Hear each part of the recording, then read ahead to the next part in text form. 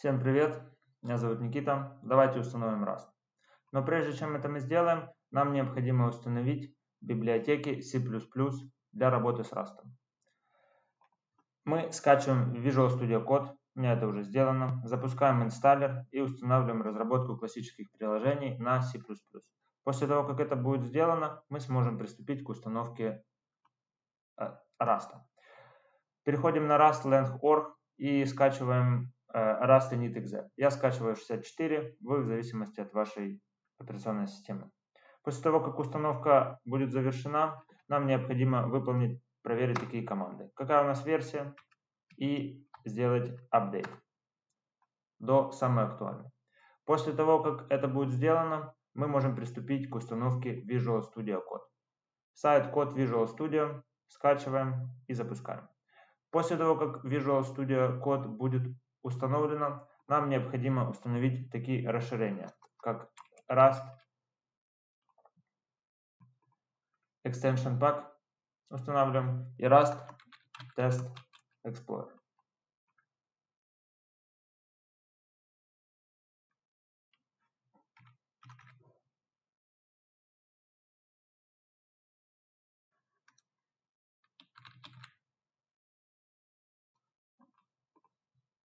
Нашли, установили.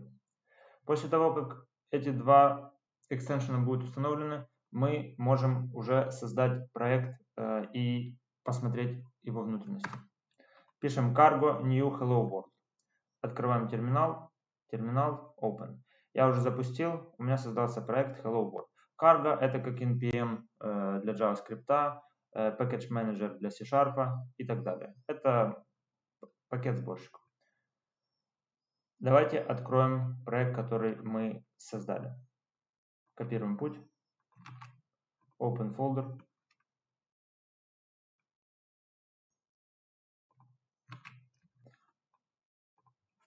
Заходим.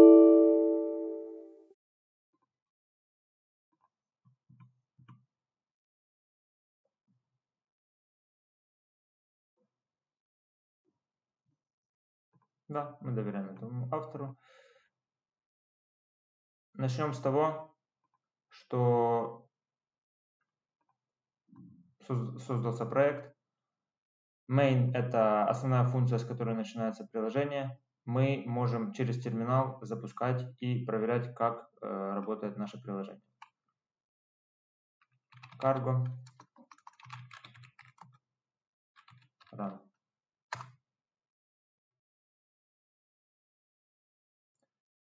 Компайлится, билдится, выводится результат. Hello World. Отлично. Давайте поговорим про юнит-тесты. Юнит-тесты пишутся в том же проекте, в том же файле, где и код. Пишем атрибут тест, пишем ключевое слово function для функции, называем функцию should failed и кидаем здесь unimplemented exception, macros. Для того, чтобы делать нам build и тесты очень быстро и легко, мы можем добавить build по горячей кнопке Ctrl-Shift-P и ищем configuration default build task. Выбираем cargo build. Создается файл task.json, после которого при нажатии Ctrl-Shift-B будет выполняться build приложения. Также мы можем настроить для запуска юнит-тестов Ctrl-Shift-P, Configuration, Default Test. Выбираем Cargo Test. Вуаля. Создались дополнительные настройки в нашем task.json. Как нам проверять наши юнит-тесты? В терминале мы пишем Cargo Test. Выполнятся все тесты, которые есть в нашем файле main.rs. Тесты упали, так как мы это планировали. Где мы можем видеть еще наши тесты? Наши тесты мы видим в Testing Tools. Если мы их не видим здесь, нам необходимо нажать Refresh. После того, как Refresh добавит нам наши юнит-тесты, можем запустить и удостовериться, что они работают. Как же нам дебажить наше приложение? Для этого нам нужно установить такие два экстеншена, как C++, C.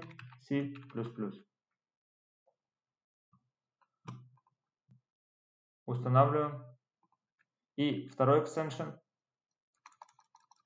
называется Native Debugger.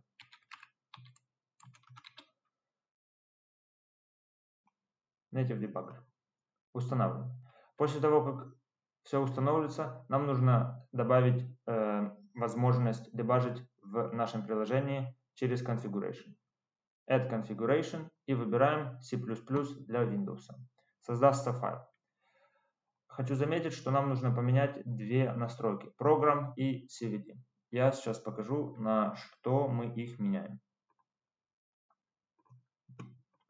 Мы меняем их на путь к нашему экзешнику Hello World Workspace. И этот же Workspace нужно установить здесь. Отлично. Давайте же попробуем продебажить наше приложение. Заходим в Main.rs, ставим breakpoint, нажимаем F5.